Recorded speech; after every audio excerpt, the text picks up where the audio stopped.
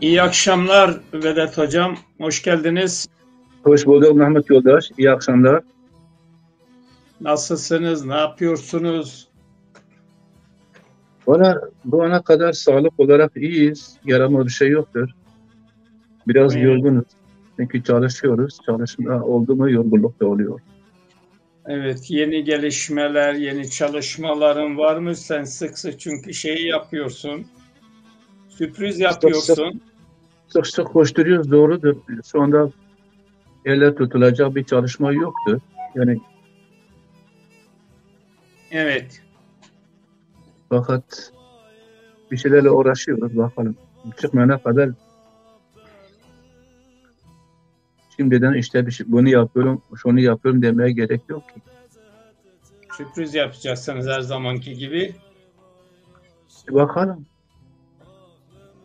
Evet, bu akşam bir canlı yayın yapacağız. Bu yayınımızda tabii şimdiye kadar herkes işte Dimilik diyor, Kırmançki diyor, bilmem şu bu diyor. Ben de bugün bir yazı paylaştım. Yani bunun örnekleri İsviçre'de de vardır. Herhangi bir sorunda İsviçre'de referanduma gidiyorlar. Çoğunluk ne diyorsa o konuda karar veriyorlar. Şimdi bizim toplumsal olarak Zazaların yaşadığı bölgelerde nüfus ağırlığına baktığımızda Dersim'in nüfusu 83 bindir. Diyarbakır 1 milyon 200 bindir Zazaca bilenler. Siverek 300 bindir. Yani diğer bölgeleri de hesaba katarsak Bingöl, Elaziz, efendime söyleyeyim Erzincan, Sivas, Tatvan, Aksaray,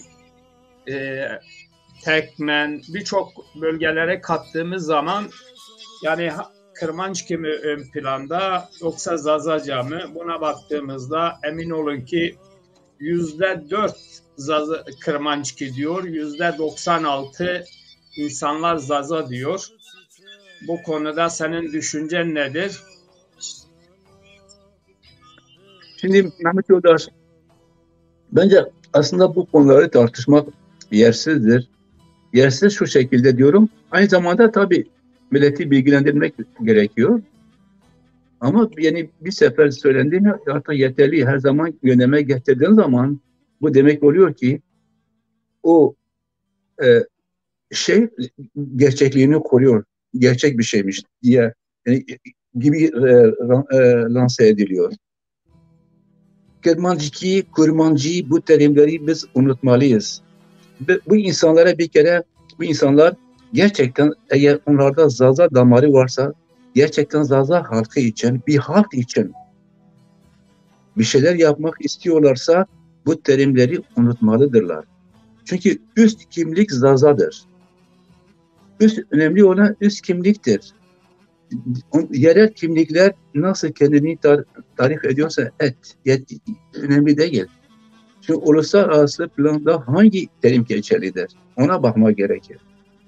Zazacadır. Zazaca diğerleri hiç önemli değil. Bunlar tamam tarihin belli dönemlerinde belli yerlerde belli kesimler tarafından ileriye sürülmüş, bazıları da buna alet olmuşlar. Birçok nedenden dolayı. Nedenleri çok farklıdır. Yerden yere. Ve millet alıp getirmiş bugüne kadar. Adam daha yeni bu işin farkına varıyor. Diyor işte benim anam, benim babam, benim dedem şudur budur. Senin anan, baban, deden hepsini toplasan kaç yıl yapar? Değil mi? Ha, Evet, durum bu insan olunca yapar. diyorum ki bak şimdi siz de yani paylaşmışsınız bu şeyde bugünkü şey ben de gördüm bu paylaşımı yüzde oranı sen yine yani vicdanı davranmışsın %4 diyorsun. Bunlar %2 bile değil. %1 ancak ya var ya yokturlar. Ha, bu velvele bu kalabalık hep Dersim'den gidiyor. Hep o Dersim'in satılmış zazaları başkalarına köle olmak için köleliği kabullenmişler zaten köleliklerini daha da yeni güzelleştirmek için öne atılıyorlar. Bu terimleri kullanıyorlar. Yani köle zazalar, kölecilik kabul etmiş olan zazalar bu terimler üzerinde duruyorlar. Onun dışında hangi yerde bu terimler kullanılıyor? Hiçbir yerde kullanılmıyor. Ha, ben de diyebilirim, ben hatırlıyorum, ben dedem diyor ki biz Dimiliyiz. Şimdi ben buradan kalkar, ben dedem Dimilidir, Dimiliyiz dediği için biz yeni Dimili miyiz? Zazacılığı unutacak mıyız? Dimili demek biz yeni Deylem'den gelmişiz. Ya da Dersim'den gelmişiz oraya. Olay bitmiştir. Ama üst kimlik var, Zazaca. Zazayız. Biz bir halkız. Bunun üzerinde bence yani kendimizi yormalıyız. Evet Vedat Bey, tabii biz senin dediğine katılıyorum. Hepimiz aynı fikirdeyiz ama şimdi Zaza toplumu bir dini yönden bölmüşler. Bir de bu dil konusunda da bölmek istiyorlar. Yani biz bunu onun için sürekli gündeme getirip doğruları halka anlatmalıyız. Onlar çünkü sürekli bunu yapıyorlar. Örneğin ismini vermeye gerek yok. Bugün Dersimli bir sanatçı annesinin küçük bir videosunu yayınlıyor. Ben dinledim. Annesine diyor ki, işte annesini zorlamaya çalışıyor ki sen Zaza değil, Kırmanç değil. Yani sen, yani bunu biz boşuna gündeme getirmiyoruz, boşuna tartışmıyoruz. Herkes Zazaları parça parça koparmaya, birbirine ayırt etmeye çalışıyor. Yani kadını böyle, kadın araştırmacı değil. Kadın yaşlı bir kadın, bu konuda Zaza ile Kırmançki ya da başka konularda da uzman biri değil. Ama adam kitlelere böyle kara propaganda yapmak için tanınmış Dersim bölgesinden bir sanatçı annesine diyor ki Kırmançki değil. Yani bu şekilde telkinde bulunuyor ve insanlar, bir kesim Kırmançki'den dolayı Zazalardan ayrıştırılıyor. Başka bir kesim başka bir konuda, kimi dini kesim ve böylelikle Zazaları güçsüz duruma düşürüyorlar. Bunun için de bizlerin halka aydınlatmak için, halkın daha uyanık, daha bilinçli davranması için bu konuyu işlememiz lazım. Senin açından netsin, doğrudur. Benim açımdan netiz, aynı fikirdeyiz ama topluma baktığımızda biz diyelim ki onlar öyle diyor. Onların konusundan bir açıklama yapmazsak, başkaları hakkından gene bir tür söylentiler var. Bu şekilde toplumda bir ayrışma, bir zayıflama, bir gerileme evriliyor. Adamlar boşuna yani bunu söyleten kişi de o Dersim bölgesinden her gün işte müzik yapıyor. Üstelik de Zaza müziği yapıyor. Bunu da Zazaca diyor. Ama annesine diyor ki, neredeyse annesine telkinde bulunuyor ki sen diyor şeyi de Kırmançki de. Yani biz boşuna bunu gündeme getirme. Bugünkü o videoyu da izlemeni isterim. Keşke senin dediğin gibi insanlar, herkes net olsaydı. Kapıyı kapatır mısın? İnsanlar net olsaydı biz bu sorunları tartışmasaydık.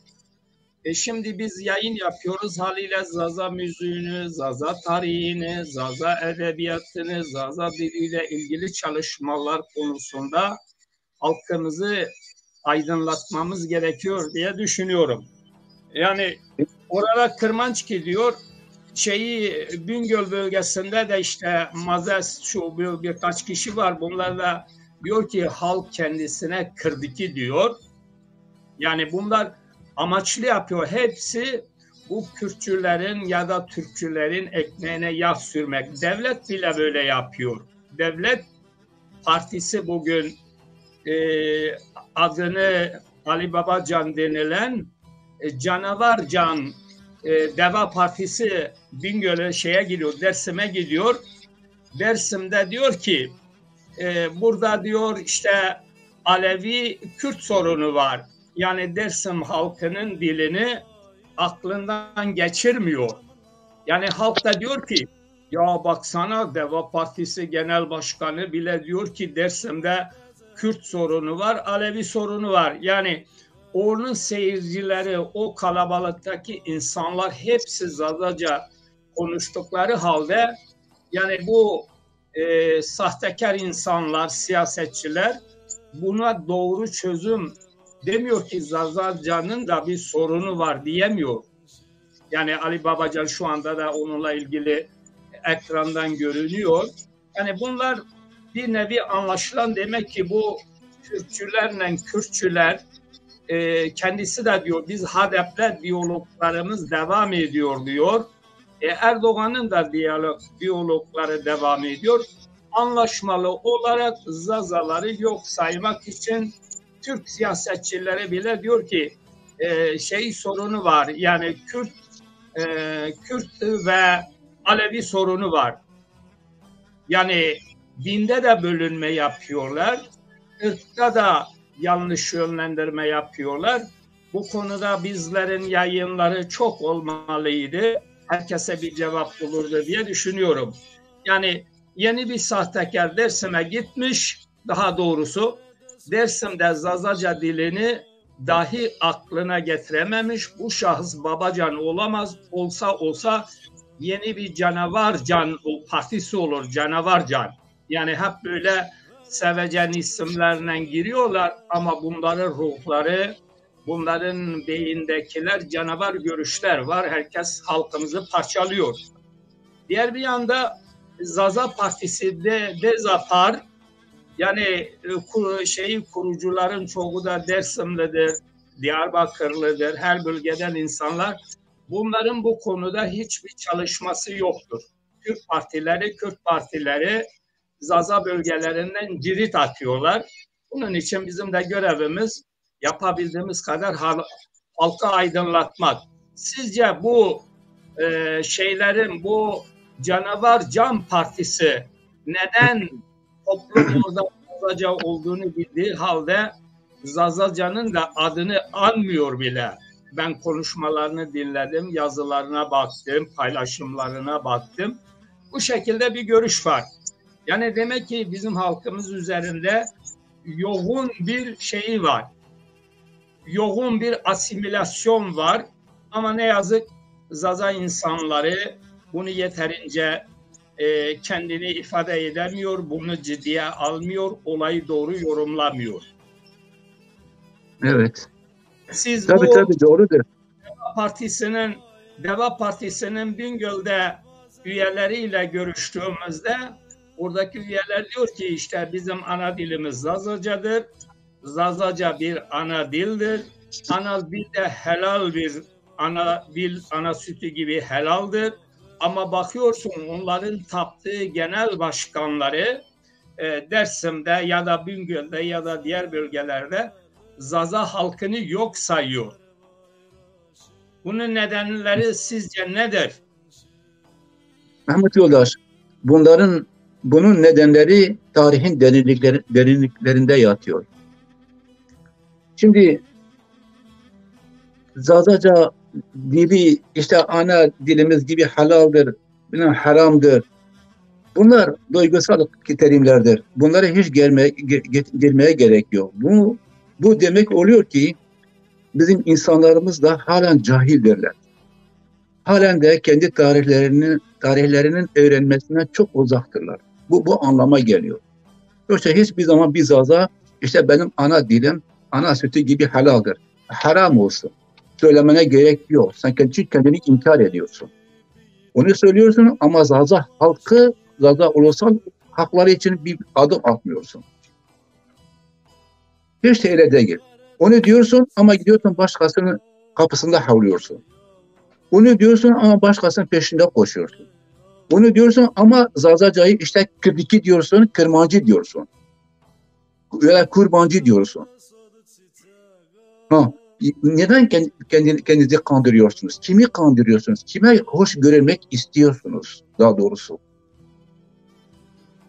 Şimdi bütün bu şeyler başkalarına hoş görülmek içindir. Yoksa şimdi dedim tarihin derinliklerindedir. Çünkü bizim başımıza ne geldiyse bu dinden geldi. Dini yanlış anlamamızdan, dini yanlış insanlarımıza anlatmalarda, yanlış yönlendirmelerden geliyor. Yoksa Zaza halkı, sürekli söylüyoruz, mal kültürüyle birlikte dini ortaya çıkaran bir halktır. İnançları ortaya çıkartan bir halktır. Biz inançlara karşı değiliz, sürekli söylüyoruz. Bizi başka şeyler adlandıran, başka terimlerle cahillerdir. Biz tarihi olarak konuşuyoruz. Ben kendim tarih olarak konuşuyorum. Tarihi verilere dayanarak konuşuyorum. Hiçbir inancın derinliklerine girmiyorum. Çünkü ben ne ilahiyatçıyım, ne papazım, ne de şuyum, ne buyum. Ben tarihçi bir adamım. Ben tarihin öne sürdüğü kurallar gereği konuşuyorum. Ondan dolayı dinden de bahsederim, inançlardan da bahsederim, peygamberlerden de bahsederim. Eğer siz bundan kurtulursanız o zaman hiç şey yapmayın. Bunu savunmaya gerek yoktur. Konumuza dönersek, Zazalar cahildirler, tarihlerini bilmiyorlar ve bütün Anadolu halkları, çünkü işlerine geliyor. İşlerine geldiğinden dolayı onların cahil kalmaları, sessiz kalmaları bir takım şeyler normaldir. Yoksa Zaza tarihini anlayabilmek için, Anadolu'yu anlayabilmek için, daha doğrusu Anadolu ve Mezopotamya'yı anlayabilmek için daha milattan önce 100 yıllarına gitmek gerekiyor. Yani 200'e diyelim ki partların yıkılışından sonra, yani Sazanilerin part kardeş halkını, yani kabilesini alt edip yerine geçmesiyle Zazani İmparatorluğu başlıyor. İşte o dönemde ele almak gerekiyor. Bu dönemlerden itibaren Mezopotamya ve Anadolu'da hangi inançlar vardır? Oradan bakmak lazım. Bu inançların gelişmesi ve doğuya doğru yayılmaları ve ondan sonra Budizmin ortaya çıkması, Brahmin'in ortaya çıkışı, bütün bu Asya dinlerinin ya da inançlarının yayılmalarını, çıkışına bir göz atmak gerekir. Ve ondan sonra Oğuz boylarının, yani Türklerin, Moğolların Anadolu'ya gelişlerine bakmak lazım. Geldikleri zaman hemen o dinler birlikte mi geldiler? Hemen Müslüman mı oldular? Yok. Ona bakmak lazım. Müslümanlar yıllarca giremediler. Horasan denilen bölgeye giremediler. Yani Zazaların hakim olduğu Elbruz dağlarının çevresindeki bölgeye giremediler. Yıllarca giremediler. Ancak 10.000 yılından sonra girmeye başladı. 950'den sonra girmeye başladılar. Bu da gene Zazaların yardımıyla girmeye başladılar. Şimdi bütün bu olayları incelemek lazım. Bu dinin gelişi, bu din bizi bu olaya koyuyor. Yani bu duruma getiriyor. Bu inançlar bizi bu duruma getiriyor. Bizi cahil olarak buraya getiriyor. Cahili bir döneme girdiğinden dolayı bir dönemden geçiyorsun ve insanları o cahillik içinde bırakıyorsun. İnsanlar ister istemez korku içerisinde o dine tek ele tutulacak, yani sarılabilecek bir dalları var. O da dindir. Ona 4 ele sarılmışlar. Sen sabaha kadar bağır, inanmazlar sana. Çünkü o din onları korkutmuş. Din korkutmuş çünkü ondan önce, daha 750'lerden sonra, 800'lerden itibaren Arapların Anadolu'ya ve Mezopotamya'ya, hatta doğuya doğru imamlarını ya da en bilgin ilahiyatçilerini göndermeleriyle birlikte bütün alanlar İslamlaşmaya başlamış. Yani dini bir etkinlik gelişmiş. Dinle insan korkutulmuş. İnsanları korkutmuşlar. Şimdi dini iktidar demek, yani dini geliştirmek demek iktidar demektir. Siyaset demektir. Dini geliştirmek, bütün insanlığın gelişimine baktığımız zaman bütün toplumlarda din ve iktidar eşittir. Bütün rahipler olsun, papazlar olsun, imamlar olsun, yani bu diğer dinlerdeki üst rütbeli insanlar olsun, hepsi siyasette öncülük yapmışlar. Siyasetçilere öncülük yapmışlar. Ve siyasetçilerle birlikte el ele halkları ezmişler, ezdirmişler. Kendi çıkarları için. Halkı korkutmuşlar. Dinle korkutmuşlar. Allah'ın korkusuyla korkutmuşlar. Bizim ülkede de bu durumlar gelişmiş böyle yani. Yani 800 yıllardan sonra ülkemiz bir kabus altına gelmiş. İnsanları korkutmuşlar bu inançlarla. Ondan sonra görüyoruz işte hala bugün bu adamın Alevi demesi, yani ayıp değil mi? O adam bir kere tarihi biliyor mu? O Anadolu tarihini biliyor mu? Zaza tarihini biliyor mu? Alevi nedir biliyor mu?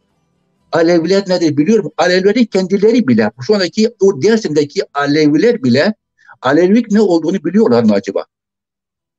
Sormak lazım. Bilmiyorlar. Bilmediklerinden dolayı işte böyle sorular ortaya çıkıyor. Yok, Aleviler ayrıdır. Alevi bir halk mıdır? Alevi sanki bir halktır. Ulusal halklar isteniyor, bir devlettir. Ayrı bir şeydir. Yok, Aleviler, Kürtler, Zazalar yok mudurlar? Bütün bu meseleleri bana göre bilinçli bir şekilde İslam alimleri hem Alevciliği, yani Ali taraftarları, hem de Sünni taraftarlar geliştirdiler. Hala da geliştiriyorlar. Ve Zaza halkını yok etmek için, Zaza'nın imparatorluğunu yok etmek için adam bugüne kadar hala savaşıyor. Bugüne kadar. Çünkü biliyoruz Araplar Zaza'nın topraklarına girdiklerinden itibaren ürf, adet, kültür her şeyi yıktılar. Taş üstüne taş bırakmadılar. Bütün zenginliklerini talan ettiler.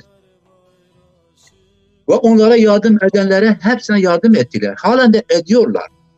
Diğer toplumlar eğer gelişiyorlarsa, her şeyi onlara mal ediyorsa, işte o da o dönemde Araplarla birlikte yer almaları, Araplarla birlikte savaşmalarından dolayıdır. Ondan sonra gelişen Selçuklular, Moğollar ve Osmanlılarla birlikte savaşmalarından dolayı bütün şeyler onlara, yani bütün ne derim, kolaylıklar onlara sağlanmıştır. Zazalar her zaman yok edilmek için feda edilmişler. Bu halen de ediliyor yani. Buradan doğru mesele. Bu aslında bu konu çok önemlidir. Benim bu Alevlik meselesi. Biz şimdiye kadar uzak kaldık. Ama Alevlik meselesine girmemiz lazım. Şimdi Türkler ve Zazaların, bir takım Zazaların yardımıyla ya da gelen işbirlikleriyle birlikte Zaza halkını, Zaza toplumunu Dersim, Erzincan, Sivas, o çevrede, hatta Varto, onları oradan yok etmek için, Türkleştirmek için yani alabildiğine çaba sarf ediyorlar. Alabildiğine çaba sarf ediyorlar adamlar. Ve hepsini Türkleştiriyorlar. Ve bu olay bugünden başlamıyor yani. Geçmişe baktığımız zaman Ahmet Yasefi ile başlıyor bu olay. Hacı Bektaş Veli ile birlikte bu olaylar başlıyor. Onlara baktığımız zaman bu insanlar sürekli Selçuklular, Osmanlılar, daha önce Oğuz boyları, Selçuklular, Osmanlılar yanında yer almışlar. Onlarla birlikte savaşmışlar. Onlarla birlikte Anadolu'ya gelip orada bu dini geliştirmişler.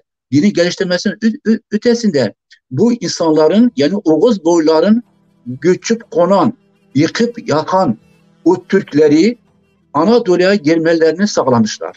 Onlara ön ayak olmuşlar. Onlara yol açmışlar bu insanlar. Din adına. Düşünebiliyor musunuz? Din adına onlara yol açmışlar. Ve üstelik Zazalar köylü olduklarından dolayı onları geri bırakmışlar. Geride bıraktırmışlar ve şehirciliğe önem vermişler. Ondan dolayı köylülere diyorlar Alevi, şehirdekilerine Bektaşi deniliyor. Halen bu Alevler bunu bile anlamamışlar. Zaza Alevileri bunu daha anlamamışlar adamlar.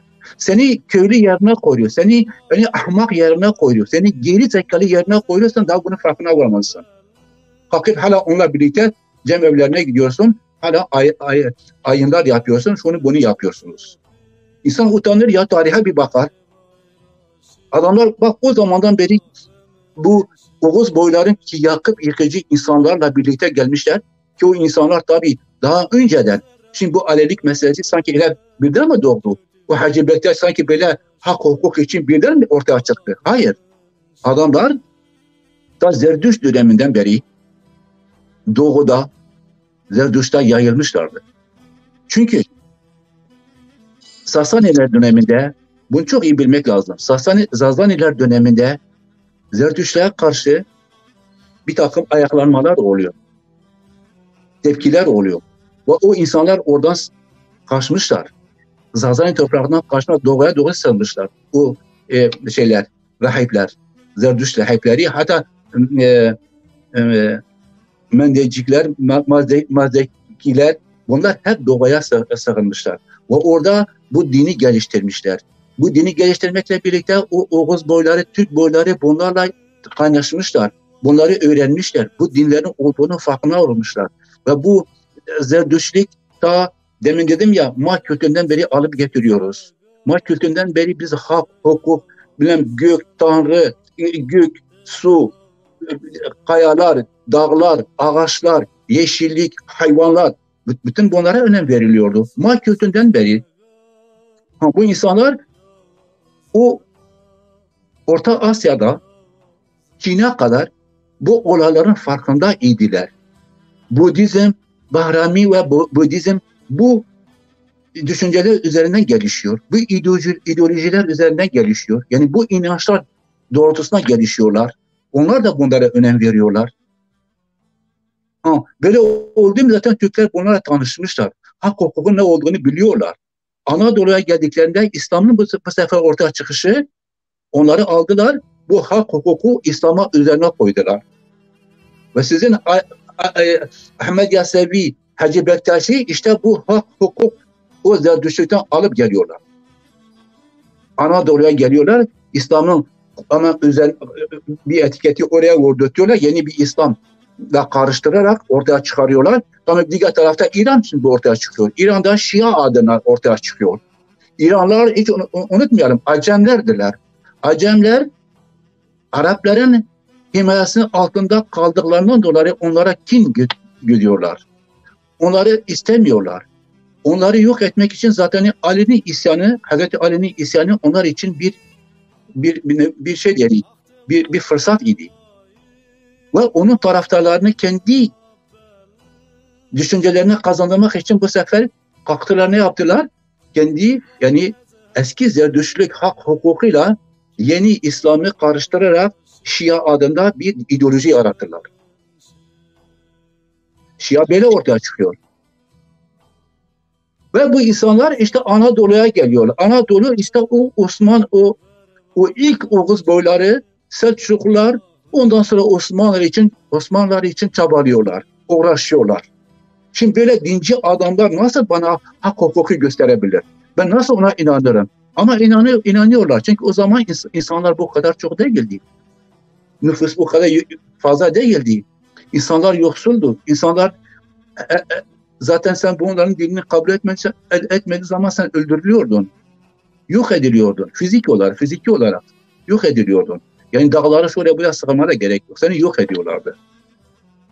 Ama durum bu olunca korkudan insanlar kabul ediyorlardı. Bunların adına bir hak hukuk isimler girdi mi daha da çok kabul ediyorlardı.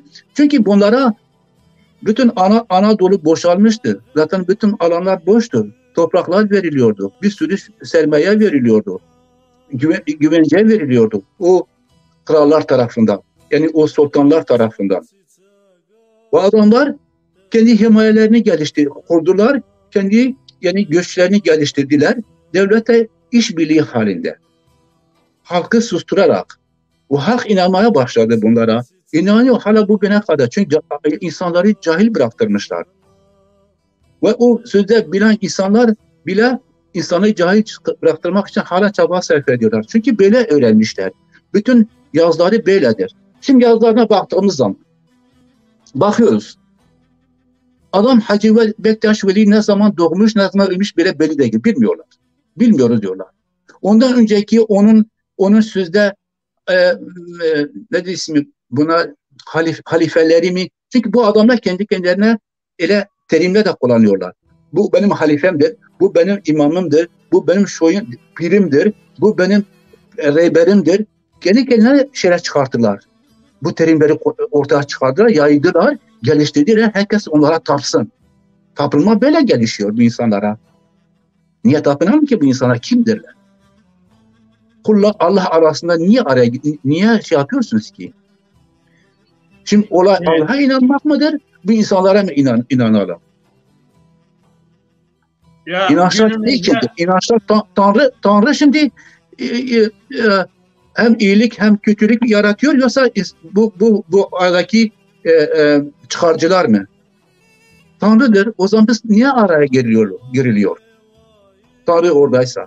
Ama bu insanlar hep yani bütün Türk tarihçileri, yazarları hala bugüne kadar bile bu konu üzerinde yazana bile bunları yalanlar üzerinde yazıyorlar. Adam birbirine çelişiyorlar ya. İşte falan kes falan tarihte bir şey yaptı ama bu tarihte başka bir adam vardı. Yok buna şöyle oldu, böyle oldu. Hep yalanlar üzerine. Bir terim kullanılıyor. Bu terim ne zaman kullanılmış? Ne zaman ortaya çıkmış? Valla bilmiyordu. İşte falan asırdan sonra. Asır olur mu? Asırda aylar var. Günler var. Yıllar var. Hiç yoktu. Ne yıl var, ne ay, ne gün. Asırda işte 12. Asırda. 12. asır geniştir. Demek ki yalandır. Bilmiyorsunuz. Adam kendi kendine hikayeler anlatıyorlar. Bir hikayelerden çünkü bunun ismini koymuş ya Mekaneber Menkabi diye adlandırıyorlar. Bu sefer Arabi terimler kullanıyorlar ve halk anlamasın. Arap terimler. Oğlum niye Arap terimi kullanıyorsunuz? Türkçesini söyle ki herkes anlasın ne olduğunu. Mekanebi.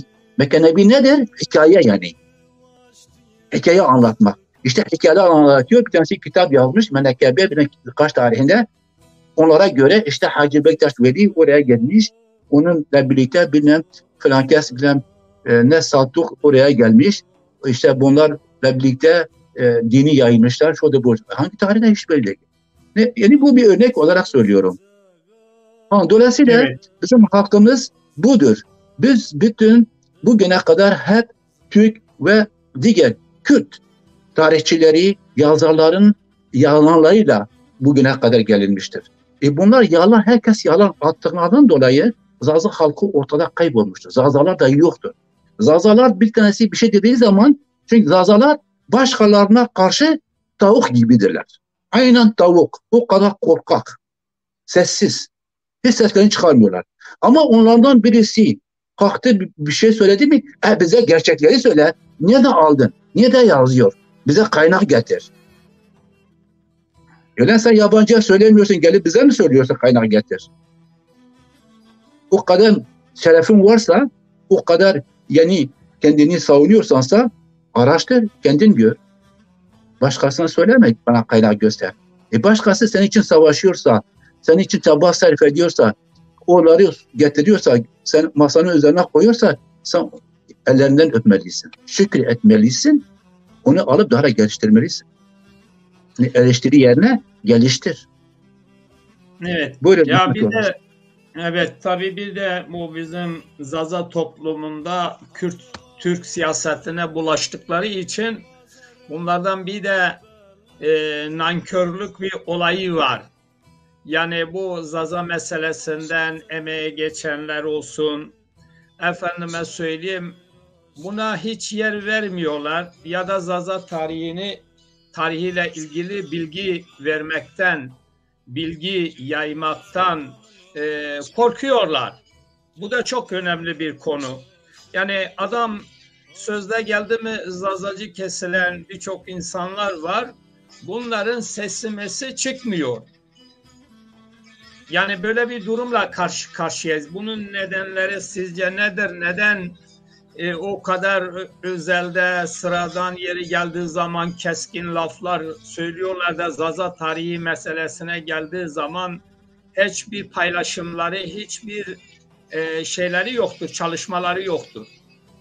Yani ya müzik gereklidir ara sıra ama her zaman eski resim, eski müzik e, bunu halkın aydınlanmasına etkiler mi? Yoksa Zaza tarihini öne çıkarmak daha mı önemlidir sizce? Elbette Zaza tarihi öne çıkması daha önemlidir. Her şey önemlidir. Müzik de önemlidir. Müzik için Zaza dili için çok önemlidir. Ama doğru müzik, ciddi müzik önemlidir. Zaza dilini yani baltalamadan, yani onu harabeye çevirmeden çok güzeldir. Yani müzik yaratmak harika bir şey. Yani, tarih de tabii önemlidir. Fakat müzisyenlerimizden ben çoğunu dinliyorum. Yani Zaza halkını uyandıracak müzikler yaratamıyorlar. Yaratıcı güçleri yoktur. Yani çünkü niye yoktur? Çok insanlarımız kopyacı olduğundan dolayı ona buna bakarak ya da genellikle Türkçe düşündüklerinden dolayı Türkçe düşünüyorlar, Türkçe ve Zalıca yaratmaya çalışıyorlar. Olmuyor işte. Bu kopyacılıktır ve sağlıklı bir e, sanat yaratılmıyor. Ondan dolayı fazla halkı uyandıracak, Zaza dilini geliştirecek e, şeyler göremiyoruz. Parçalar göremiyoruz. Zaza tarihçilerine gelince, onu da şimdi, şimdi adamlar diyor, bak Türkiye'de okumuşlar, Türkiye'de üniversite okumuşlar, orada öğretmen olmuşlar ya da profesör olmuşlar, tarihçi olmuşlar. Türk tarihine yıllarını vermişler, hizmet etmişler. Ama adam tabii bu Zaza tarihine geldi mi bu can alıcı şeyleri yani zamanları ele almıyorlar. Orada uğraşmıyorlar. Onlar bile bundan habersizdirler. Senin bir tarih profesörü eğer bu can alıcı konulardan habersizse mazlum halk tabii ki şey olur, e, habersiz kalır. Çünkü diyoruz ki Anadolu'da İslam 9. ve 11. yüzyıllarda gelişmiş. 9 ile 11. yüzyıl arasında. Ve bu da hikayeler vasıtasıyla. Adamlar gitmiş oraya hikaye anlatıyor. Bir hikayelerle anlatımlarla hiç kitap da ortada yoktur. Ve buna bir şey diyorlar. Vilayetname ya da menakabina böyle Arapça terimler söylüyor kimse bir şey anlamasın yani. Ve Türkçesi hikaye, masal anlatmak. Ha, bizim bu tarihçiler işte bak bu tür şeylere önem vermelidirler. Madem tarihçisin, Türkiye'de okumuşsun, üniversite okumuşsun, Türk tarihinin profesörüsün. Sen Türklere yıllarca hizmet etmişsin. Sen neden bu döneme dair bir şeyler ortaya atmıyorsun? Kafan yormuyorsun. Çıkarmıyorsun ortaya demiyorsun ki bak böyle bu adamlar buradan kalktılar buraya geldiler ve bunların sayesinde bu toplumlar, bu sultanlar gelişti. Bu kadar insanlara hükmettiler. Bu kadar zazaları yok ettiler. Zaza topraklarını aldılar. Kimse söylemiyor. Asıl neden bu mesele burası olmalıdır? Biz orada alıp getirmesek insanlar yani orta çağdan beri orta çağ tarihini dedim ya demin dedim e, Zazali dönemine gitmek gerekiyor. Yani en az milattan sonra 224'ten itibaren o Zaza tarihini iyicene bilmek lazım. Ve özellikle demin de dedim Mezopotamya, Anadolu ve Doğu, Orta Asya'daki bütün bu coğrafyadaki din, dini anlayışları yani inançları daha doğrusu iyi kavramak lazım. Bunların gelişimini kavramak lazım. Nasıl gelişiyorlar? Kimler tarafından gelişiyor? Kimler geliştiriyor? Kime hizmet ediyor? Bu gelişmeler kime hizmet ediyor? Bu inançların gelişimi kime hizmet ediyor? Kim bunları ortaya çıkarıyor? Şimdi bu insanlar bu Alevi peşinde o kadar koşuyorlar. Siz Arap yazarlarına hiç bakıyor musunuz? Arap tarihçilerini okuyor musunuz? Okusunlar görecekler ki Hazreti Ali nasıl bir kişiydi? Okusunlar, görsünler. Bu kadar yalan. Demin dedim ya, hani diyorlar ya, İslamiyet 9. ile 11. yüzyıl Anadolu'ya gelmiş. İşte hikayelerle anlatıyorlar. Kimse çünkü bilmiyor kim geliştiriyor, nasıl geliştiriyor. Hep işte birisi böyle söylemiş, o böyle söylemiş. Hikayeler yani. Kesin bir tarihi yoktur ortada. Türk tarihçileri bile söylüyor. Bunu Türk tarihçileri söylüyor, bunu Alevi yazarlar söylüyor. Ben söylemiyorum. Onlar söylüyorlar. Ha, durum bu oldu mu demek hep yalandı. Yalan üzerine kurulmuş. Ha, bunlara baktığımız zaman bu kadar yalanları görüyoruz ve o zaman bakalım Arap tarihçilerine bakalım. Bakalım Hazreti Ali kimdir, nasıl gelişmiş? Çünkü bu Hazreti Ali konusunda bu kadar söylenmeler bana göre hepsi yalandır. Hepsi uydurma yalanlar ya. Uydurmadır. Adam bir yere tutunmak için bu uydurmaları geliştirmiş. Orta çağdan beri biz artık 21. asrın sonuna gelmişiz. Millet artık bütün planetlerin üzerine gitmeye çalışıyor. Yani yıldızlara gidiyorlar. Gökteki yıldızlara millet gidiyor. Ay'a, Güneş'e, Mars'a, Venüs'e gidiyorlar. Yani nasıl daha bize bunları götürmeye çalışıyorsunuz? Bu yalanları. Bu Arap tarihçileri yazıyor. Bunların kim olduğunu, bu inançlar nasıl çıktığını, nasıl yayıldığını hepsini yazıyorlar adamlar. Ve bu insanlar, ya Hz. Muhammed 3 gün cesedi evinin içinde kaldı. Kimse gidip kaldırmadı adamı. Kokuşuyordu cesedi. Ondan sonra kaptırarak adamı götürüp mezara koydular. Halbuki Hz. Muhammed kendisi dedi ki bir adam öldüğü zaman hemen o adam defnedilmeli. Ondan dolayı Müslümanlar bugün şimdi bir adam öldü mü hemen o aynı gün defnediliyor. Bazı istisnalar dışında tabii. Ama Hz. Muhammed'in kendisi, kendi cesedi, öyle bir adamın cesedi 3 gün yerde kalıyor. İslam alemi kendine bu soru soruyor mu? Manek İslam adına, din adına yola çıkılıyorsa. Ondan sonra kaç kişi gidip onun cenazesini kaldırıyor? O cesedini oradan kaldırıyor. 7 kişidir. 7 kişi. Şimdi Türk tarihçileri kalkıp diyorlar 17, o kadar yalan. 17. Bütün Araplar tarihçileri 7 kişi söylüyorlar. Çünkü Hazreti Ali'dir. Onun amcası Abbas'tır. Hazreti Ali'nin kardeşidir. Diğer amcasının 2 oğludur. Ve Hazreti Muhammed'in azat ettiği bir kölesi, bir de son kölesi. 7 kişi katılıyor. Onun mezarını alıp mezarına götürüyorlar. Bakın kimse gelmiyor. Ne Ömer orada, ne Bekir orada. Hiç kimse uğraşmıyor bunlar. Onlar birbirine kavga ediyorlar. Kim halife olacak? Yani bak iktidar mücadelesi dinde bak İslam'da bile oradan başlıyor. İktidar olmak. Hocam İngiltere'de de hani kraliçenin cenazesi yerdeydi. Oğlu kral seçildi. Daha cenaze kalmadı. Tabii. Ben şimdi dedim, bütün dinlerde öyle. Yani din demek iktidar demektir. Evet. Adam hep iktidar için yalandır yani. Demek ki bizi kandırıyorlar. Kendi çıkarları için halkı kandırıyorlar. Halkı köle gibi çalıştırıyorlar. Halkları feda ediyorlar. Biz sadece İslam için söylemeyiz. Bütün dinler öyledir. Bütün dinlerde iktidardır. Hatta bu olarak da Hititlerden alıp getirsek böyledir yani. Hititlerde krallar tanrı idiler. Ve onlar kuralları koymuşlardı. Kim o kurallara karşı geldi mi hemen cezalandırılıyordu. Onlar zaten insanlara iyilik ve kötülük vaat ediyorlardı. İyilik vaat ediliyordu ama bir insan o kurallara uymadı hemen ceza geliyordu. Yani o dönemden beri bu iktidar meselesi, yani din ve iktidar karışmış birbirine. İç içe girmiş. Aynen. Ya bizi kandırmışlar. Onun için diyorum ki yani bırakın artık ya, ellerinizi yakamızdan çekin. Ellerinizi halkın yakasından çekin. Artık Alevlikle bizi kandırmayın. Kimse Dersim zazaları uyanın. Madem o kadar akıllısınız kendinize gelin. Neden kendinizi başkalarına alet ettiriyorsunuz? Hala Türk Bektaşileri, Türk Alevileri ya da Arap Alevileri sizi kullanıyorlar. Onların yapımı normal. Çünkü onların adamıdır. Onlar zaten birbirine giriyorlar, birbirini öldürüyorlar. Hazreti Ali ve çocukları neden öldürülüyor? Şimdi kimler tarafından öldürülüyor? Siz kendinize soru soruyor musunuz?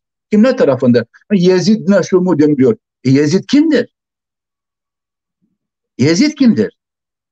Yezid Hazreti Muhammed'in kabilesinden gelen bir adamdır. Ve hepsi de Araplardır. Hep iç içedirler. Onlar birbirine giriyorlar iktidar için. İktidar kavgasıdır bu. Değil Evet. mi? Vedat Bey, tabii çok sorular var şimdi, bazıları da sanala yazmışlar. İşte Abdülkadir Büyüksayar diyor, bu be namuslara prim vermemeliyiz diyor. Zazalar Erdoğan'ın yan sanayisi üstelik diye görüş belirtmiş. Şimdi Zazalar Türk devleti tarafından çok büyük kıyımlar gördüler. 1920, 21, 1925, 1937, 38. Ama bugün bu Zazaların bir kesimi gene Türkçülüğü savunuyor.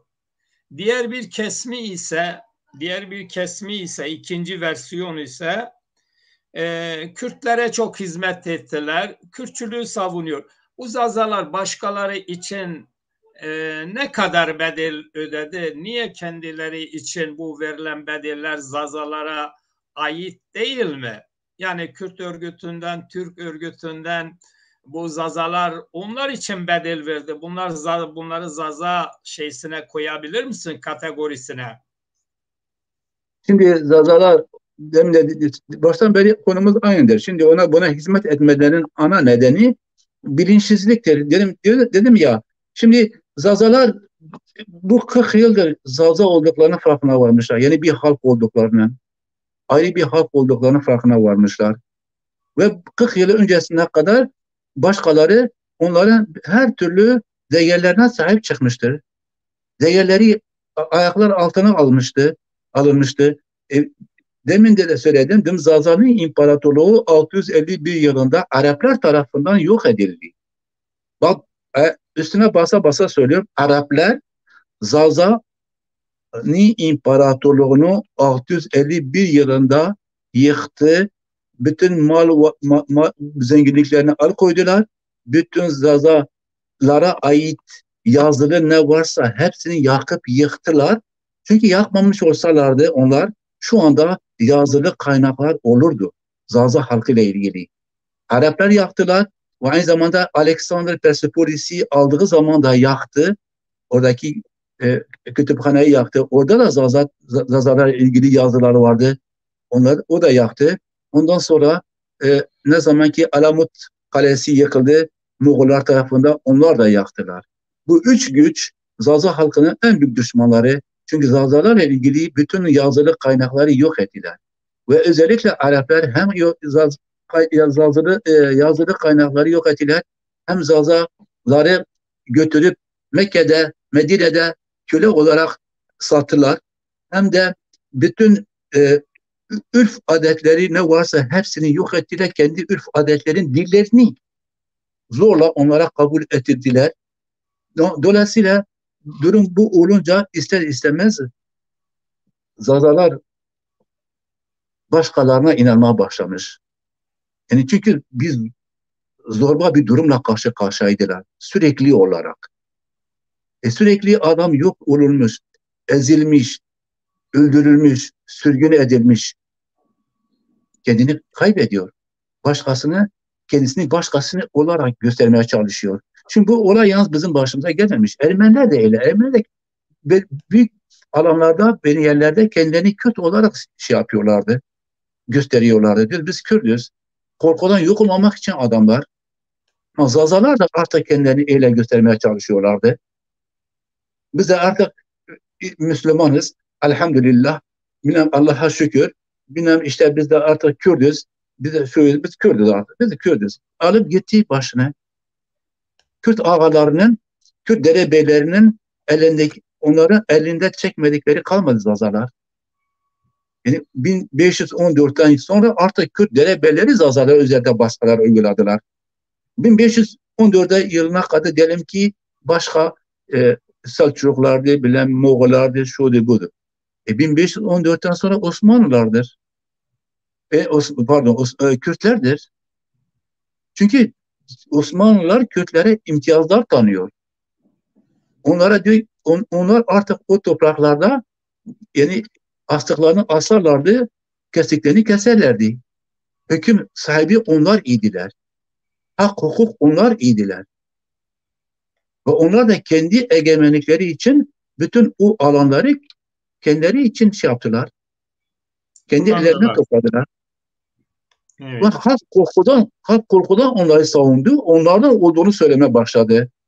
Durum boyunca 1960, 70, 80'lere gelene kadar hala halk kendisini Kürt olarak ya da Türk olarak görüyordu. Şimdi Elazığ Zazaları neden MHP'cidirler? Ya da Bingöl'dekiler neden MHP'ci sonra AKP'ci idiler? Ya da dirler halen. Çünkü Elazığ'a baktığımız zaman Harput bölgesidir. Harput bölgesini bütün o verimli alanlar biliyoruz. Hepsi Kürt derebeylerinin elindedir. Geri kalan o zazalar, gariban zazalar hepsi fakir, perişan durumdadırlar. Ve bu zaza, fakirler, perişanlar hep ağa, şeyh ve imamların inisiyatifine, yani insafına bıraktırılmışlardır. Ve ondan sonra 60'lardan hatta 50'lerden sonra artık MHP MHP de yani Türk milliyetçiliği gelişmeye başladı bu topraklarda. Niye? Çünkü onlara birkaç kuruş vermekle onlar onları şeylerini aldılar. Güvenlik kazandılar ve onlar orada boy göstermeye başladılar. Geliştiler, filizlendiler. Yani MHP gelişti, filizlendi ve bütün halk onlara tapmaya başladı. Bütün zazalar MHP'ci oldu. Bingöl'de aynı şey yani. Hep yokluktan dolayı, yoksulluktan dolayı insanlarımız başkalarına bir nevi kendini sattılar. Ama bilinçsiz bir şekilde tabii. Bilinçli olarak değil. Bilinçsiz bir şekilde bir nevi onları satın aldılar. Ve bu nesiller geçti mi sürekli işte ben dedem demin dedi ya benim dedem işte kırmanç demiş. Ben dedem işte MHP'ye tapıyordu ben de tapacağım. Ondan dolayı tapmalar böyle doğmuş. Böyle devam ediyor. Ve bugüne kadar böyle geliyor. Neden bu zihniyeti kıramıyoruz? Çünkü bu zihniyetin filizleri yani kökleri derinliklerdedir. Derinliklerden geliyor. Derinlerden geliyor. Evet, bir de bu sanal alana değinelim. Şimdi Zazalar için bu sanal alan çok önemli. Önceden ses duyurabilecek e, bir organımız, bir imkanımız yoktu. Şu anda bir sürü insanlar sizi konuşurken dinliyorlar. Şimdi ama bu Zazayim diyen insanlar dahi bu sanal ortamında yayın yapamıyorlar. Yani bunu neye bağlıyorsunuz? Adamlar bir iki küçük paylaşım yapıyor. O yaptığı paylaşım da hikaye benzer. Yani zazalara bağımsızlık, özgürlük, toprak meselesi, dil meselesini gündeme getirmiyor. Mazazaya diyor gidiyor. Yani neden bu insanlarımız bu sanalı kullanamıyor? Ben izliyorum sanalı. Türkler, Kürtler, Fransızlar, Araplar herkes çok sayıda kanal edinmiş. Kanallardan kendi sorunlarını tartışıyorlar. Şimdi Zazalar biliyorsun birkaç kişi yayın yapıyordu. Şimdi o yayınları da yapamaz duruma gelmişler. Yani bir ya da canlı yayınlara çıkmak şeyini cesaretini dahi gösteremiyor. Birçok insanda dedi ya işte ben canlı yayına çıkarsam hakkımda şu olur bu olur. Yani bunu neye bağlıyorsunuz? Neden bu sanal güçlü bir televizyonumuz yok? Efendim güçlü bir gazetemiz yok, güçlü bir radyomuz yok. Zazalar neden evinde oturarak bu sanalı dahi yapamıyorlar? Bunlar samimi değiller mi? Bunlar ne yapmak istiyorlar? Olaya nasıl bakıyorlar? Mehmet Yoldaş, şimdi 1989'a kadar da komünizm ve 91 söyleyelim. güçlü bir şekilde de güçlü bir duvar idi. O duvarın yıkılacağını kimse tahmin edemiyordu. Değil Evet, mi? doğru. Ama yıkıldı o duvar. Komünizm duvarı yıkıldı. Neden? Çünkü o duvar dışarıdan öyle güçlü görünüyordu. Ama içeriden hiçbir gelişme yoktu. Yenilik yoktu. Güç kalmamıştı. Yani ekonomik olarak bir güç yoktu. Ve yıkıldı. Evet, Çünkü karşısında koskoca bir emperyalist sistem vardı. Bütün propagandasıyla, bütün araçlarıyla gelişiyordu. İnsanların beyinlerini, zihinlerini değiştiriyordu. Yönlendiriyordu, yön veriyordu. Yön veriyor halen de. Değiştiriyor da. Ha, şimdi ve ondan dolayı komünizm kayboldu gitti. Şimdi millet korkudan kimse kendisine komünist söylemiyor. Bu durumu görüyorsun. Şimdi Zaza durumuna gelince aynı yeni kıyaslarsak aynı şeydir. Yani Zazalar çünkü imkanları yoktur. Bütün imkan ve güç yani yayın güçlerden yoksundurlar.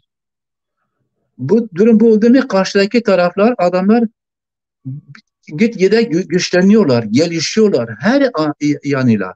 Yani ekonomik olarak sen güçlü oldu mu bütün diğer araç gereçler yani yayın için gelişmek için o araçların gereçlerin haliyle oluşuyor, kendiliğinden oluşuyor.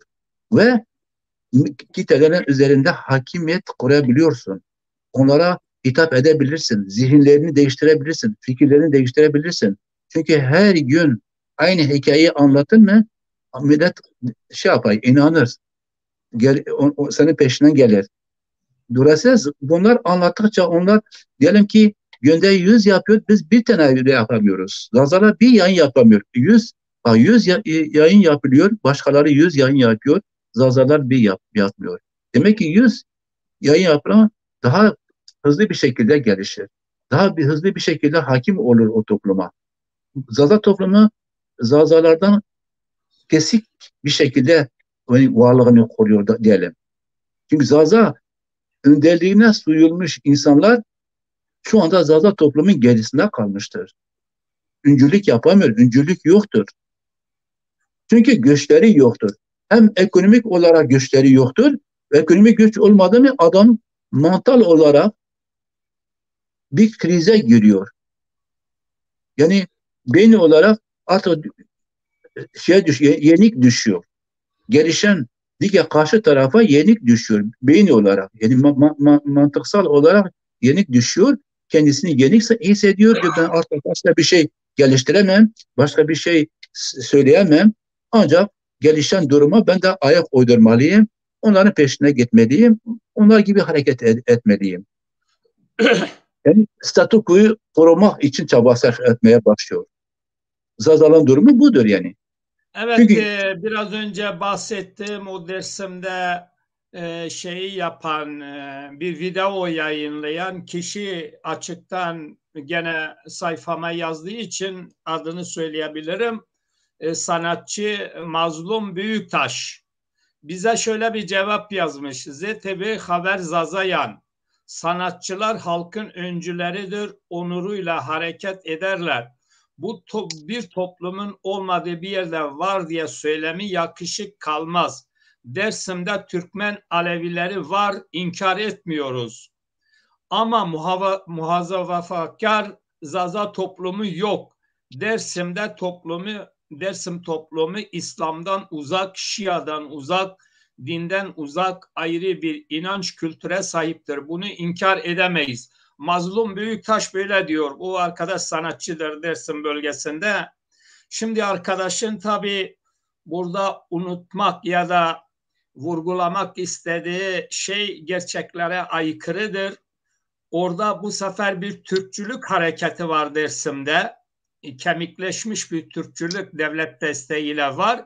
Bu arkadaş oralardan nemleniyorlar. Onun için de Dersim'deki efendime söyleyeyim Türkmenler var diyor ama Zaza yok diyor Dersim'de.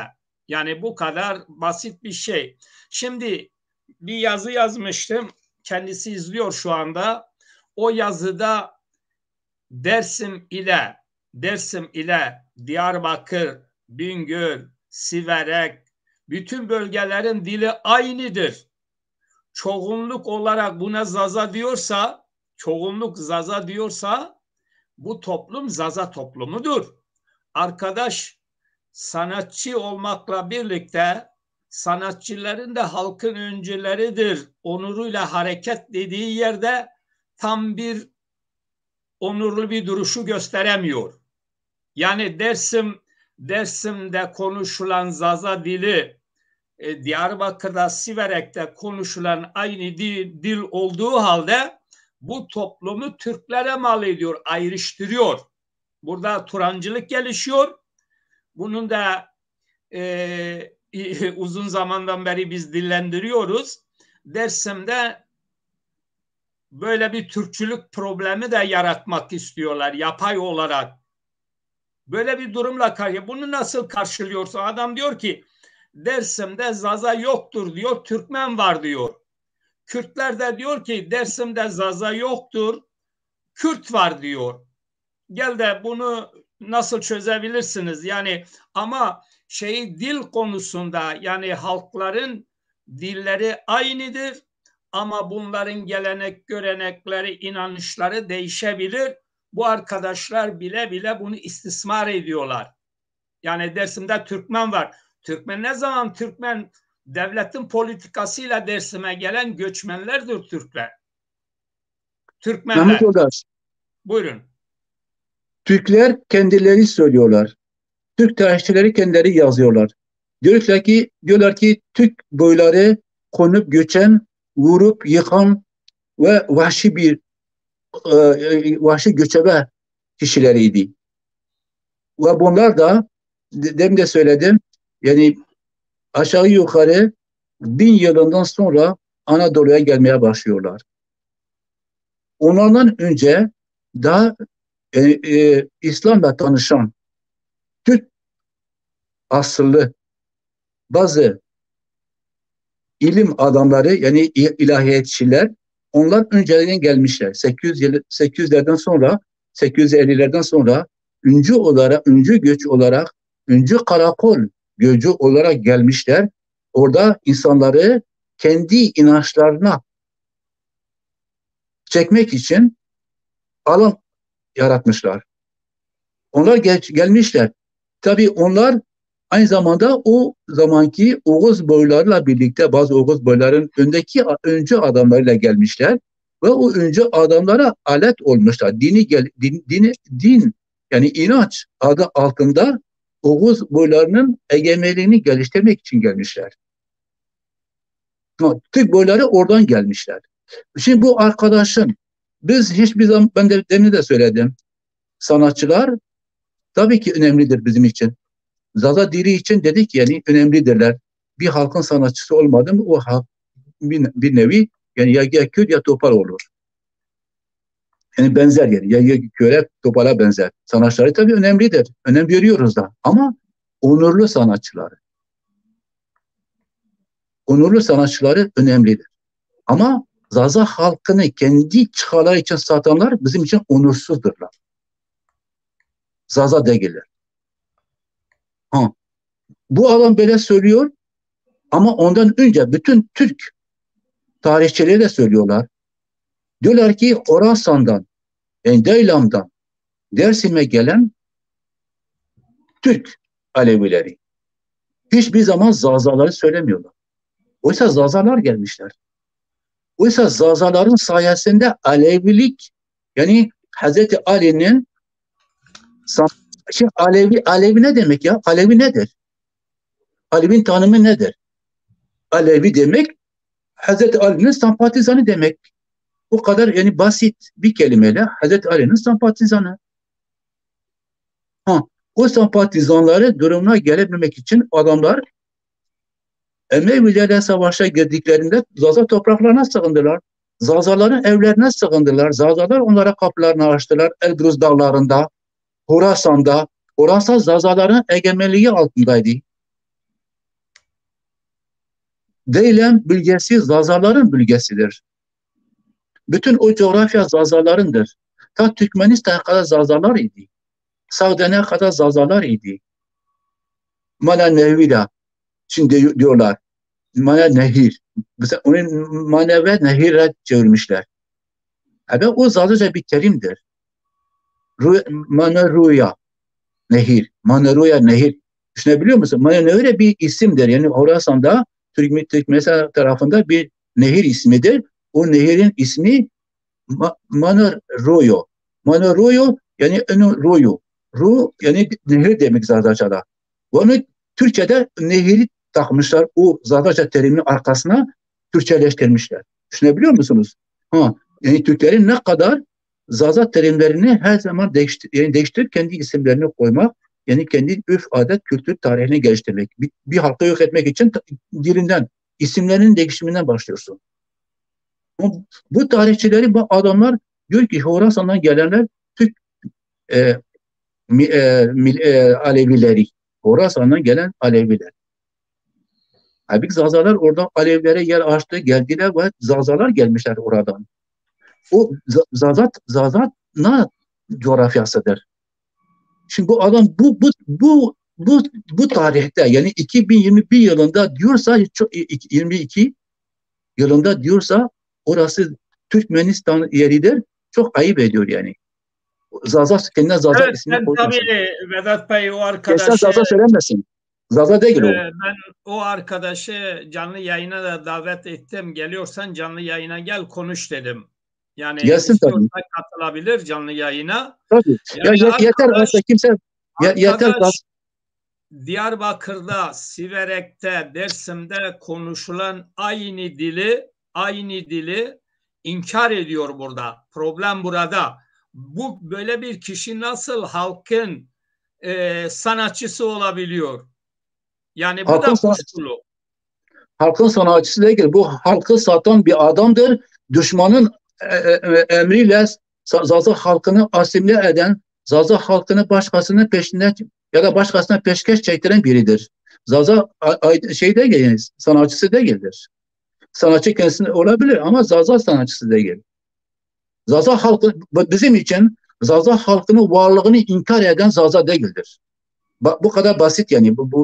Yani saat 12'yi gidip öğleden sonra aramanın gereği yoktur. Bu Dersim'de Türkmen var diyenlerin çoğu da bozkurtçudur. Yani Dersim'de Türkmen vardır diyenlerin söylemleri bozkurtçuların söylemidir, ülkücülerin söylemidir. Tabii şu anda eğer onlar güçlü ise oralarda, onlar da sürekli güçlü tarafında olmaya çalışıyorlar ki kendilerini kurtarabilsinler. Şimdi böyle de yani dedim ya, Zaza halkı her zaman trajik olaylarla karşı karşıya kalmıştır. Bazı durumlarda işte böylesi durumlarda kendilerini bile şey yapıyorlar, kendilerini bile inkar ediyorlar. Kendi varlıklarını, yani yaşamak için kendi varlıklarını inkar ediyorlar. O dereceye gelinmiş bir durumdadır. Çok insanlarımız da o duruma gelmiş. Eskiden böyleydi. Şimdi bu çağda bu duruma gelmek, benim bunu söylemek yani çok şey yani çok abes kaçıcı bir olay. Diğer bir yanda bu arkadaşın buradaki söylemi Dersim'deki Zazaların inansız olduğunu söylüyor. Bu da yalancılıktır. Dersim'de Tabii. çünkü Dersim'in kendi inançları var. Yani bunu Gagant var, Hızır var vesaire. Kendine özgü inançları da vardır. Yani cem yapıyorlar. Bu da bir inanç ritüelidir. Yani arkadaş nerede baksan Türkçüleşmiş. Dersim'de Türkçülerin sorunu var, Türkler var diyor. Onu demek istiyor. Yani bu da kendisini gerçekten gülünç duruma düşürüyor. Üzüldüm yani buna. Tabii. Şimdi Mehmet Yoldaş burada şunu belirtmekte yarar var. Dersim Zazaları tabii ki inançları vardır. Tabii ki Aluvidirler. Dersim Zazaları Aluvidirler ve Aluvilik de Zazaların inancıdır. Ve bir yaşam biçimidir. Ve Hazreti Ali ile hiçbir ilgisi yoktur. Hazreti Ali ile Alevilik, Zazaların Aleviliği ayrı farklı bir durumdur. İşte bu noktada bizim Dersim'deki bazı Alevi zazalarımız Türk Alevilerinin yani da İslam Alevilerinin bilinçli olarak geliştirmiş olduğu bu ideolojinin şeyine düşüyorlar. Tuzağına düşüyorlar. Bizim Aleviliğimiz farklıdır. Biz demin dedim. Biz Ma kültüründen beri yani milattan önce 14 bin yılından beri süre gelen bir halkız. Ve bu inançları geliştiren bir halkız. Bu inançlar, herkes bu inançlardan yararlanarak kendi inançlarını geliştirmeye başlamışlar. Demin de söyledim. Ahmet Yasevi olsun, bütün o Arap ilahiyatçileri, sizde hak, hukuk, doğa, bina, hayvan savunucuları hepsi de bütün o Türk boylarının gelişmesi için çaba sarf etmişlerdir. Anadolu'da mazlum halkı kendi egemenliklerinin altına aldılar ve birçoğunu öldürdüler. Onlar Aleviciliği geliştirdiler. Onlar da halbuki Hazreti Ali'nin gariban adam, bütün bu olaylardan habersiz bir adam idi. Gariban bir adam idi. Bunlar ona mal ederek, bunu geliştirerek ki Zaza halkını daha da yani bilinçsiz bir hale getirsinler. Kafalarına bin bir soru yaratsınlar ve kendi varlığını, kendi inançlarını unutsunlar. Ondan dolayıdır ki bugün Dersim'de Zaza halkının büyük bir kesimi Aleviliği ile Aleviliği karıştırıyor. Ve bir iç içe koymuşlar, içinden çıkamıyorlar. Buna karşı çıktığın zaman da hemen sana saldırıyorlar. Niye Aleviciliğe karşısınız? Biz Aleviciliğe karşı değiliz. Biz sadece tarihi olarak birbirinden ayırtmaya çalışıyoruz. Hazreti Ali'nin savunuculuğu bu demektir. Alevilik ayrı bir şey demektir. Hazreti Ali savunucuları bütün Arap İslamcılıktır. İslami bir görüştür ve Arapların yaymış olduğu bir ideolojidir. Bir tarikattır yani. Bunlar tarikat. Şimdi ki tek bir din, bir Allah'a inanıyorsa bu insanlar neden bu kadar tarikatları geliştirdiler? Bin bir tarikat geliştirdi Türkiye'de. Şimdi Hacı Bektaşlık nedir? Bir tarikatçılıktır. Bektaşçıcı bir tarikattır. Neden bu tarikat? Nakşibendicilik nedir? Bir tarikattır. Neden bu tarikatlar? Bilen bir sürü şeyler var. Buna benzer tarikatlar var yani. Neden bu tarikat hepsi gelişti? Tarikatlar gelişti ki bütün o toplumu kendi egemenliklerinin altına alabilsinler. Hiçbirisi dışarıda kalmasın. A'ya gitmeyen B'ye gitsin, B'ye gitmeyen C'ye gitsin. O anlayışla yayılmaya başladı ve tarikatlar kuruldu. Tarikatlar gelişti. Tarikatlar budur. Evet. Biz Aleviyiz. Dersimler Alevidirler. Alevi değil. Alevili. Ve 14 bin yılından beri o bizim urf adetlerimiz gelişiyor. Vardır yani. Şu anda Muzur Dağı'na, bilmem Erciş Dağı'na, bilmem hangi dağa gider, Sübhan Dağı'na bir git. Orada o dağlarda, o ağaçlarda hala o kültler devam ediyor. O Ma kültüründen beri süre gelen şeylerdir, kültlerdir. Kült. Yani adetlerdir, Evet. ritüellerdir. Bu Hazreti Ali'de hiç bir şey yoktu ki. Ya Arabistan'da ağaç mı vardı? Ağaç kültürü şu şimdi anda bize var hala. şimdi yoksul kesimler çok değişime uğrar. Aslını neslini de güce taparak inkar eder. Şimdi ben bundan birkaç yıl önceydi bir Bingöllü kardeşimizle konuştum. Ya dedim bu Bingöllüler ne kadar dedim Hizbullahçıdırlar, şudur budur. Vallahi dedi Bingöllüler haklı. Neden haklı dedim. Dedi ki Hitler gelse Bingöl'de biraz para dağıtsa Bingöller dedi fakir olduğu için Hitlerci olur. Tabii. Şimdi aynı şey Dersim için de söylemek lazım. Yani Tabii. Dersim solcular para dağıtırsa orada olur, Kürtçüler verirse orada olur, Türkçüler verirse orada olur. Dersim halkından da büyük bir yoksulluk vardır. Bunlar sanayileşme yoktur, işi gücü yoktur. Evet. Çoğunlukta yurt dışına çıkıyor. Orada yaşayanlar da yolunu çıkarmayan insanlar. Yani çoklarının da hala çobanlık yapıyor, evi barkı olmayan çok Dersimli vardır. Bu nedenlerden dolayı da alkolizme bulaşmış, sokakta kalan, artık o Dersim'in kültürünü yaşatmayan, eskiden Dersim'den işte ikrarıdır, kivresidir, müsahibidir. Şimdi bunlar hepsi başka güçler tarafından tarumar edildi. Dersim aynı Bingöl'e Bingöl'ün fakirlik durumuna düşmüş. O nedenle de kim parayı orada dağıtırsa, kim bunlara ilişkiye geçerse bunlar Dersimliler renk değiştirmeye müsait bir toplum durumuna düşürüldü.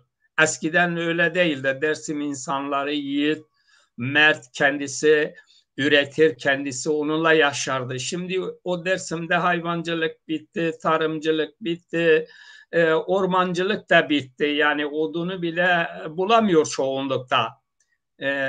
Çeşitli ormanları yakıyorlar, köyleri yakıyorlar. Dersim halkı çok perişan bir durumda yaşıyor. Bunun için şimdi Dersimliler yeni ideolojilere çok yatkın bir duruma gelmiş. Yani oraya kim ki biraz daha ekonomik gücü, desteğini görürse orada belirli insanlar ondan yararlanarak o çevresindeki insanları da böyle yönlendiriyorlar. Durumda bu. Evet, yayınımızın sonuna geldik. Rahmo Kaya kardeşimiz yayına bir türlü katılamadı. Başka bir gün onu yeniden alacağız. Çok uğraştı çünkü. Yayına katılamadı Rahmo Kaya. Onu başka bir yayına alacağız. Sizin son mesajınızı alayım. Buyurun. Ya son mesaj Mehmet Yolaş'ın Zaza aydınları bana göre yani bu konularda sürekli söylüyoruz. Onlara büyük görevler düşüyor. Çünkü Zazalarla ilgili çalışmalar yapılmadığı müddetçe Zaza toplumu yani gittikçe başkalarının e, yemi oluyor. Yani Zaza toplumu yok oluyor. Ve gittikçe Zazalar kaybolacaklar da. Şimdi bugün bu Zazakistan televizyonun dışında hangi yayınlar yapılıyor?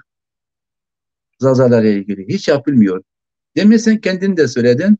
Bazı arkadaşlar yayın yapıyorlar. Şimdi onlar da yapmıyorlar.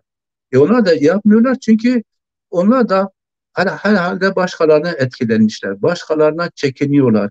Biz şimdi e, biz şey yapmıyoruz demiyoruz. Yani illa başkalarına meydan okuyun demiyoruz.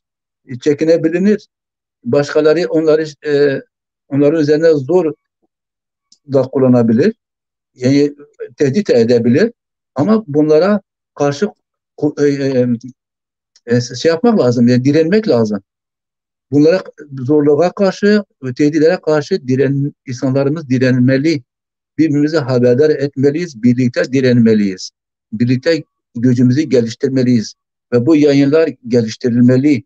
Özellikle siyasi yayınlar, bilinçli, yani tarih konusunda, dil konusunda, siyasi konularda yayınlar yapılmalı. Yoksa davul zurna çalmakla, sabahtan akşama kadar türkü söylemekle, Zaza dilini çarptırmakla, deminki adam gibi Zaza halkını baş karşına yem ettirmekle yani olmaz. Böylesi yayınlar gerekmiyor. İstemiyoruz da. Bilinçli, Evet, bir oturaklı. de şunu belirtmekte yarar var. Şimdi o Zazayım diyen insanların birçoğu üretken değil, siyasette üretken değil, üretimde üretken değil, yaratıcı değil. Yani bugün Tabii. diğer toplumlar herkes bir yerlerden imkanı yoksa üç kişi bir araya getiriyor, kamulaştırmalar yapıyorlar, ticaret yapıyorlar, ele geçiriyorlar. Onunla şimdi buradan bazı kişiler var. Yani böyle bir şey yok.